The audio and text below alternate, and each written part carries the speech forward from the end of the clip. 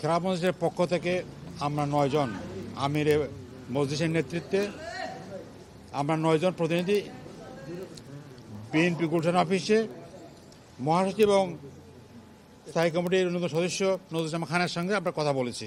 দীর্ঘ আলোচনা হয়েছে। আলোচনার প্রেক্ষিতে যে ব্যাপারে আমরা একমত হয়েছে আমি একে করে শোনাচ্ছি আপনাদেরকে। 1, জাতীয় ঐক্য সুসংহত করার জন্য আন্তদলীয় সংলাপকে অব্যাহত রাখা, মানে বিভিন্ন দলগুলোর মধ্যে সংলাপ করতে হবে, এটা আমরা একমত হয়েছি। 2, দ্রুত সময়ের মধ্যে প্রয়োজনীয় সংস্কার সম্পন্ন করে 2025-এর মধ্যে জাতীয় নির্বাচন ব্যবস্থা করা। 3, দ্রব্যমূল্য নিয়ন্ত্রণ, আইনশৃঙ্খলা পরিস্থিতির উন্নয়নের উদ্যোগ নিতে হবে। 4, ইসলামী মূল্যবোধ সমুন্নত রাখা ও ধর্মীয় সম্প্রীতি রক্ষার জন্য সবাইকে ইতিবাচক ভূমিকা পালন করতে হবে। 5, স্বৈরাচার ফেসিবাদ যাতে মাথাচাড়া দিয়ে না উঠতে পারে সেজন্য জাতীয় ঐক্য অটুট রাখতে হবে।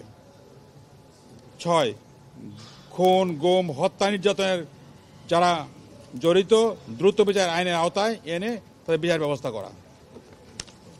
7, আওয়ামী সরকারের সময়ে আলেম ওলামা ও রাজনৈতিক নেতা কর্মীদের উপর দায়েরকৃত সকল মিথ্যা মামলা দ্রুত প্রত্যাহার করতে হবে। এই 7টি পয়েন্টে আমরা একমত হয়েছি এবং এর আলোকে আমরা সামনে কাজ করবো ইনশাআল্লাহ। বিশেষ করে ইসলামী দলগুলোর মধ্যে ঐক্য সাধন করা এবং সবাইকে নিয়ে জাতীয় ঐক্য সাধন করা। জাতীয় ঐক্য হচ্ছে 5 আগস্ট যে ঐক্যটা হয়েছিল এটা অটুট রাখা, কারণ ইতিমধ্যে কিছু ভিন্নচিত্ত আমি দেখতে পাচ্ছি। এই জন্য আমরা স্তমান হচ্ছে বিভেদ ঐক্য, জাতির স্বার্থে আজকে ঐক্য করা জরুরি বিষয় আমরা মনে করি। এই জন্য আমরা বিএনপির সঙ্গে আলাপ করতে এসেছি এবং আলাপ করে আমরা এবারে একমত হয়েছি। ধন্যবাদ আপনার সবাইকে।